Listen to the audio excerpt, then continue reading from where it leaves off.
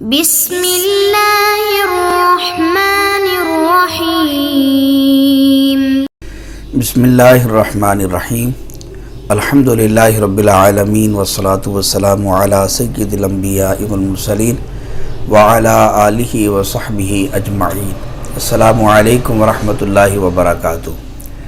عزیز طلبہ، آج ہم المرقات کا سبق نمبر 16 پڑھیں گے اور ہمارے آج کے سبق کا عنوان ہے لفظ مرکب کے اقسام۔ آئیے پہلے ہم آج کے سبق کی عبارت اور اس کا ترجمہ سماعت کرتے ہیں۔ فصل: المرکب قسمان احدہما المرکب التام وهو ما يصح السقوط علیہ كزید قائم، وثانیہما المرکب الناقص وهو ما لیس كذلك۔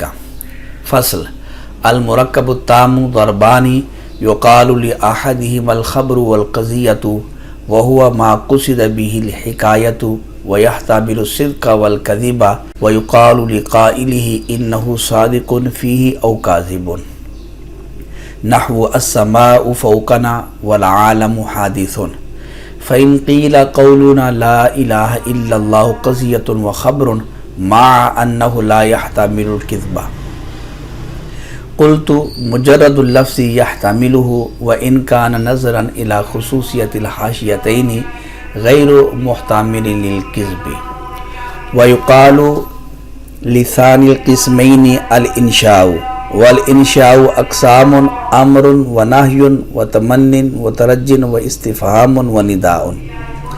فصل: المركب الناقص على أنحاء، منها المركب الإضافي كغلام زيد، ومنها المركب التوصيفي كالرجل العالم، ومنها المركب التقييدي كفي الدار، وها هنا قد تم بحث الألفاظ، والآن نرشدك إلى بحث المعاني۔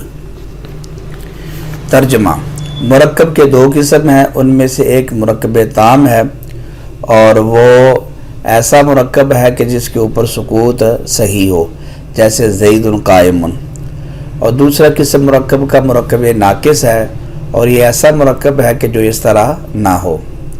فصل: مرکب تام کے دو قسم ہیں، ان میں سے ایک کو خبر و قضیہ کہا جاتا ہے اور یہ وہ مرکب ہے کہ جس سے حکایت مقصود ہو اور وہ صدق کذب کا احتمال رکھتا ہے اور اس کے قائل کو سچا یا جھوٹا کہا جا سکتا ہے، جیسے السماء فوقنا والعالم حادث۔ بس اگر کہا جائے کہ ہمارا قول لا الہ الا اللہ قضیہ اور خبر ہے، باوجود کہ یہ کذب کا احتمال نہیں رکھتا، کہ محض لفظ احتمال رکھتا ہے کذب کا، اگرچہ نظر کرتے ہوئے طرف حاشیتین کی خصوصیت کے کذب کا احتمال نہیں رکھتا۔ اور دوسری قسم کو انشاء کہا جاتا ہے اور انشاء کے کئی اقسام ہیں: امر، نہی، تمنی، ترجی، استفہام اور ندا۔ فصل: مرکب ناقص کے کئی اقسام ہیں، ان میں سے ایک مرکب اضافی ہے جیسے غلام زید، اور ان میں سے ایک مرکب توصیفی ہے جیسے الرجل العالم، اور ان میں سے ایک مرکب تقییدی ہے جیسا کہ فی الدار۔ اور اس جگہ الفاظ کی بحث مکمل ہو گئی اور اب ہم آپ کی معانی کی بحث کی طرف رہنمائی کرتے ہیں۔ عبارت اور اس کا ترجمہ سماعت کرنے کے بعد آئیے ہم عبارت کی وضاحت سمجھتے ہیں۔ مصنف نے کہا: فصل: المرکب قسمان۔ سب سے پہلے اس کا ماقبل کے ساتھ سمجھ لیجئے۔ لفظ کے پیچھے آپ نے دو اقسام پڑھے تھے، ایک لفظ مفرد، دوسرا لفظ مرکب۔ تو یہاں تک لفظ مفرد کی بحث مکمل ہوئی۔ اب یہاں سے مصنف مرکب کی بحث کو شروع کرتے ہیں۔ تو مرکب کی تعریف پیچھے آ چکی، اب یہاں سے مرکب کی تقسیم کرتے ہیں۔ مرکب کے دو قسم ہیں، مرکب تام اور مرکب ناقص۔ مرکب تام کی تعریف کی، وَهُوَ مَا يَصِحُّ السُّقُوطُ عَلَيْهِ۔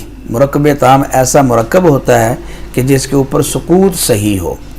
سکوت صحیح ہونے کا مطلب یہ ہے کہ جب متکلم اپنی بات کر کے خاموش ہو تو سننے والے کو اس سے کوئی خبر یا طلب معلوم ہو۔ اس کو یوں بھی تعبیر کیا جاتا ہے کہ مخاطب کو فائدہ تامہ حاصل ہو۔ اس کا یہی مطلب ہے کہ مخاطب کو خبر کا فائدہ حاصل ہو یا طلب اس کو معلوم ہو۔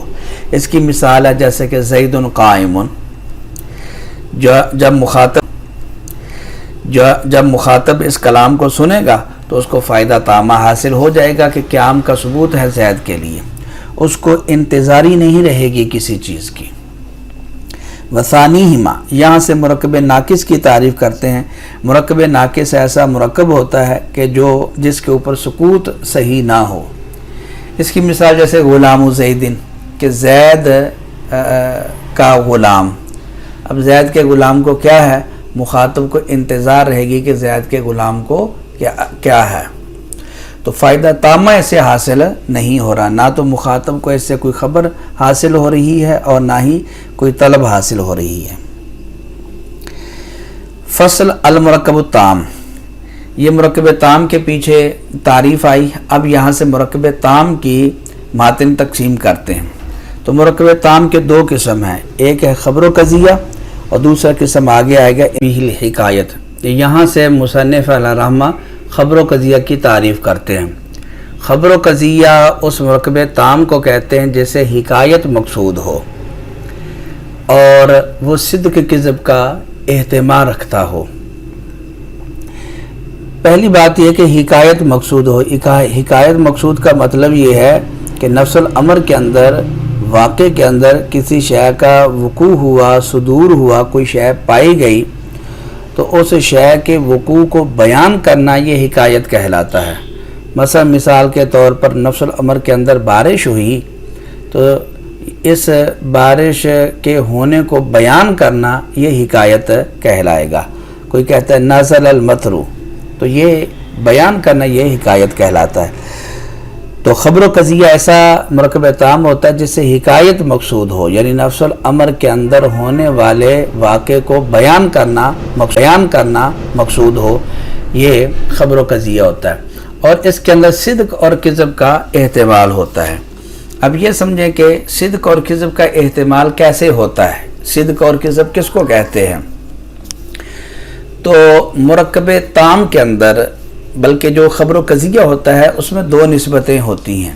ایک نسبت ہوتی ہے کلام میں، جیسے مثلا مثال کے طور پر نزل المطر، بارش ہوئی، تو نازلہ کی جو نسبت ہے مطر کی طرف، ان دونوں کے درمیان ایک نسبت ہے۔ اس نسبت کو نسبت کلامیہ یا نسبت بینہ بینہ کہا جاتا ہے، اور یہ مرتبہ حکایت کا ہوتا ہے۔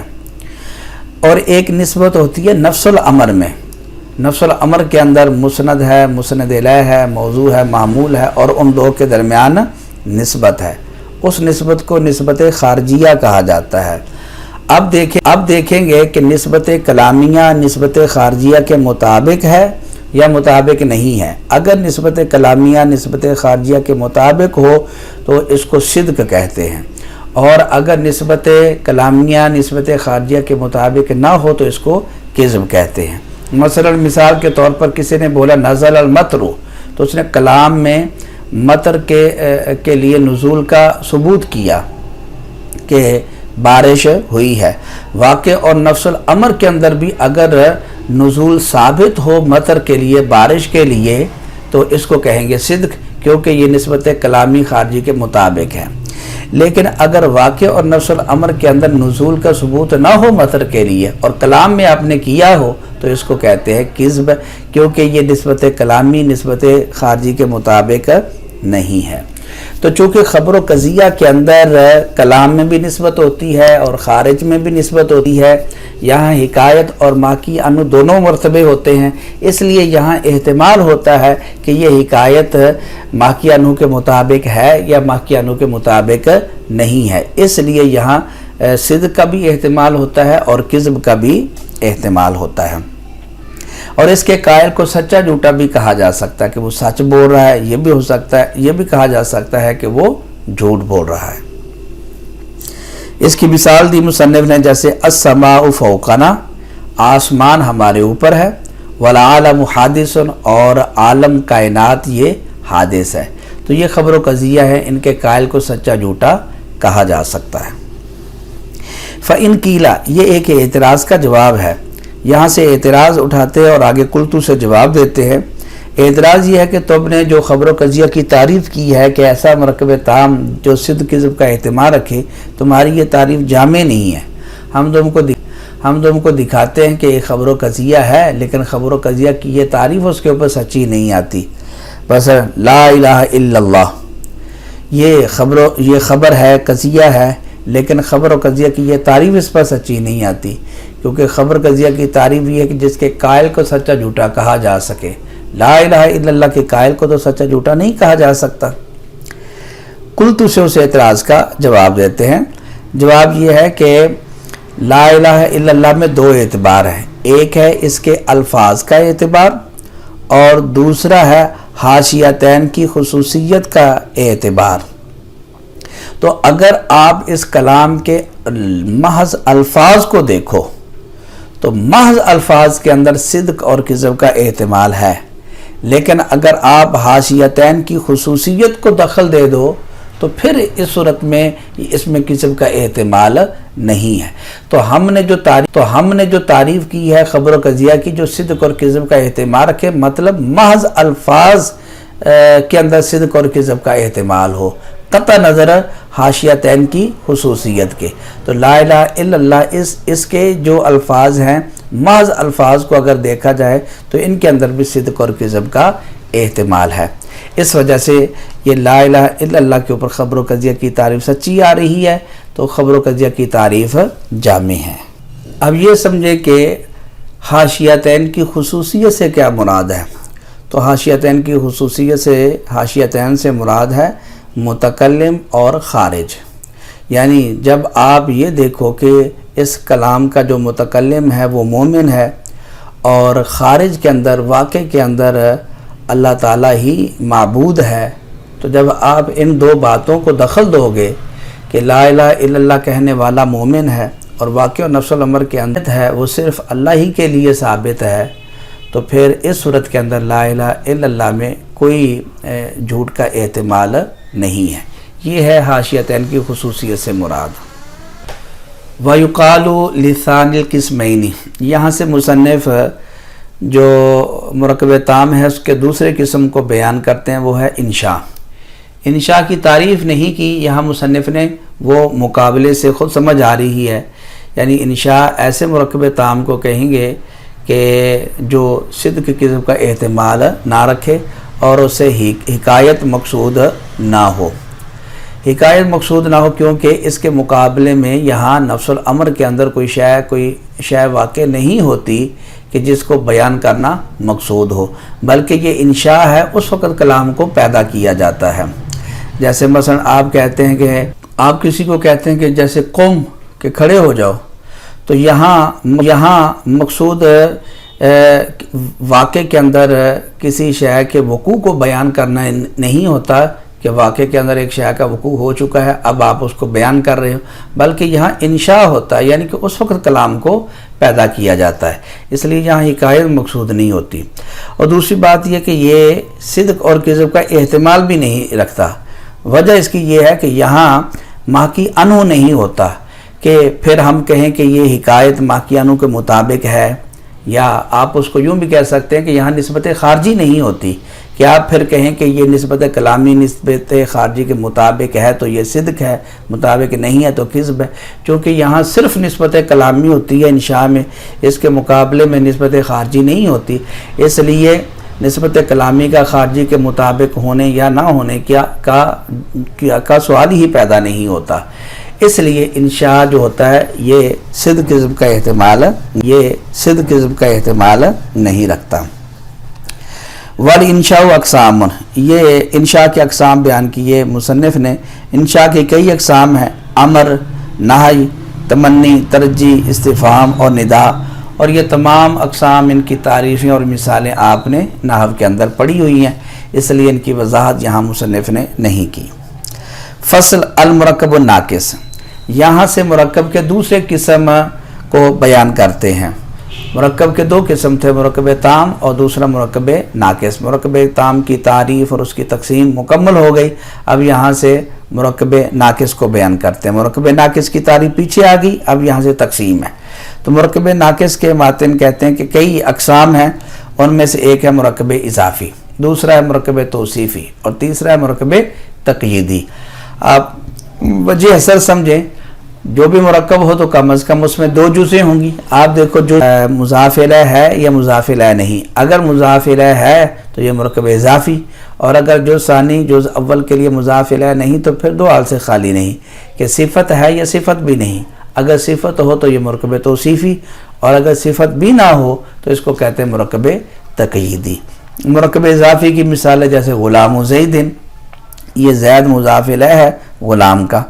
اور مرکب توصیفی کی مثال ہے الرجل العالم، العالم یہ صفت ہے الرجل کی. اور مرکب تقییدی کی مثال ہے فی الدار، یہ دار نہ تو مضاف الیہ ہے فی کے لیے اور نہ اس کی صفت ہے. وہاں ہونا قد تم بحث الالفاظ، مصنف کہتے ہیں یہاں تک الفاظ کی بحث ہو گئی مکمل. چونکہ یہ منطق ہے، اس میں معانی کی بحث ہوتی ہے، اور آپ پیچھے جان چکے ہیں کہ معانی کا سمجھنا اور سمجھانا چونکہ الفاظ پر موقوف ہے، الفاظ موقوف علیہ ہیں، اس لیے الفاظ کی بحث کو پہلے ذکر کیا جاتا ہے. تو الفاظ کی یہاں تک آ کر بحث مکمل ہو گئی. اب آگے معنی کی بحث کا آغاز کیا جائے گا. یہ تھا عزیز طلبہ ہمارا آج کا سبق. آج کے سبق کے اندر ہم نے مرکب کے اقسام، مرکب تام اور ناقص، اور پھر مرکب تام کے اقسام خبر و قضیہ اور انشاء کے پھر آگے اقسام امر، نہی، استفہام، تمنی، ترجی، ندا وغیرہ یہ اقسام پڑھے. اور مرکب ناقص کے اقسام مرکب اضافی، توصیفی اور مرکب تقییدی، اور ان کی مثالوں کو بھی ہم نے جانا اور مثالوں کو تعریفوں کے اوپر منطبق بھی ہم نے کیا. امید ہے کہ آپ آج کا سبق سمجھ گئے ہوں گے. آپ سے گزارش ہے کہ آپ مرکب کے ان تمام اقسام کی تعریفات، مثالیں بیان کریں اور مثالوں کو تعریفات کے اوپر منطبق بھی کریں. اللہ تعالیٰ سے دعا ہے کہ اللہ تعالیٰ ہمیں علم نافع، اخلاص کی دولت بھی عطا فرمائے.